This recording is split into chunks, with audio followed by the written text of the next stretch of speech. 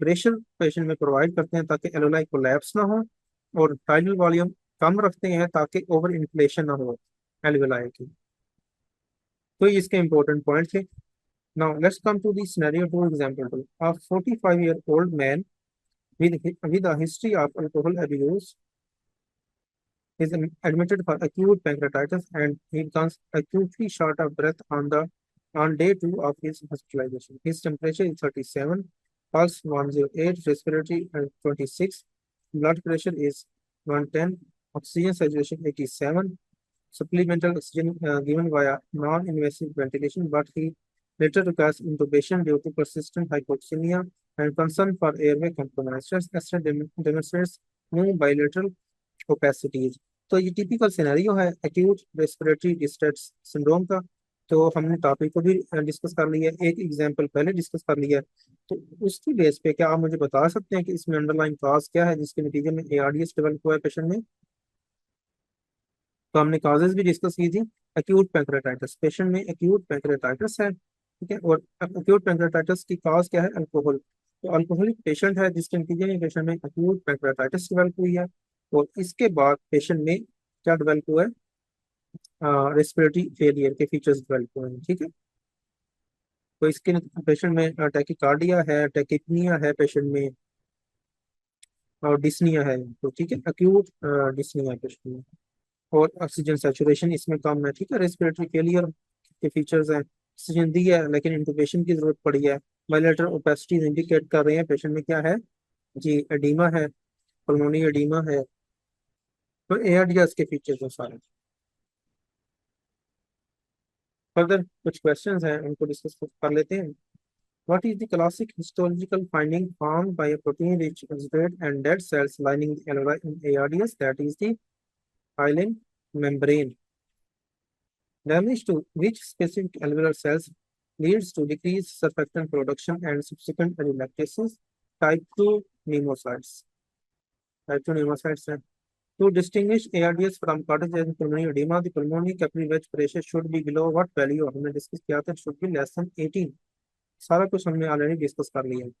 What is the most common underlying cause of ARDS, often involving gram-negative organism and toxin release?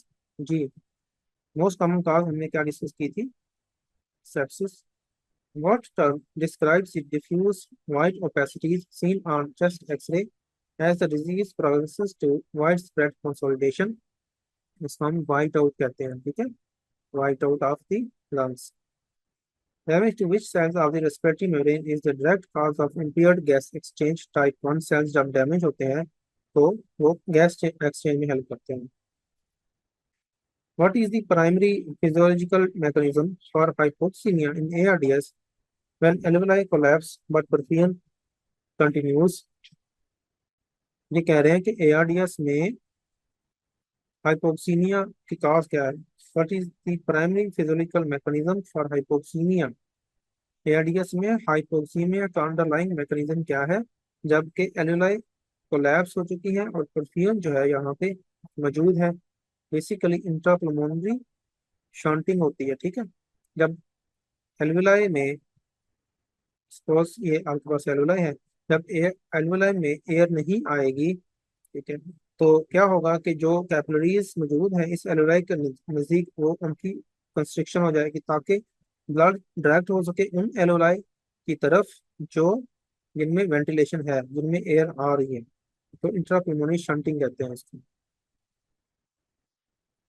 A 65-year-old patient with a gram-negative urinary tract infection develops sudden tachypnea, severe hypoxemia that does not improve with supplemental oxygen. What is the most likely diagnosis? अब देख लें।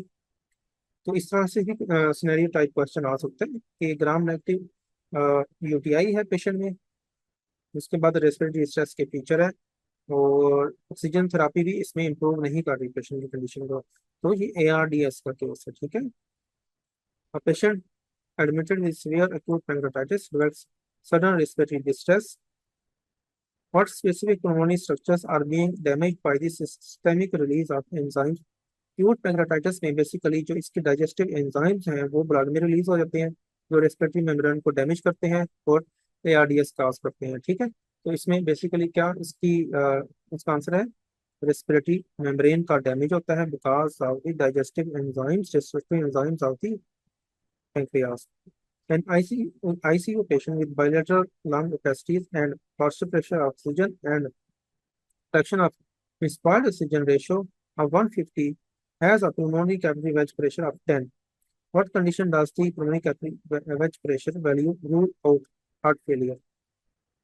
हमने discuss किया था कि ARDS में जो pulmonary edema develop होता है उसमें pulmonary capillary wedge pressure less than 18 होता है और यहाँ पे लेस देन 18 है तो ये एआरडीएस की वजह से है ना कि ये हार्ट फेलियर की वजह से। A trauma victim develops sudden respiratory failure. A biopsy reveals protein-rich exudative fluid and dead cells forming a thick layer over the alveoli. What is this layer called?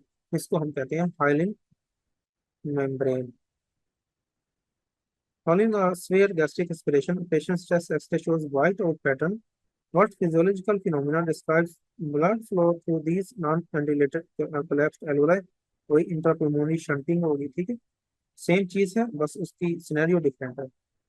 A patient has been on a ventilator for ARDS for 2 weeks. Alveolar macrophages are now stimulating specific cell type leading to respiratory lung pattern. Name this cell type.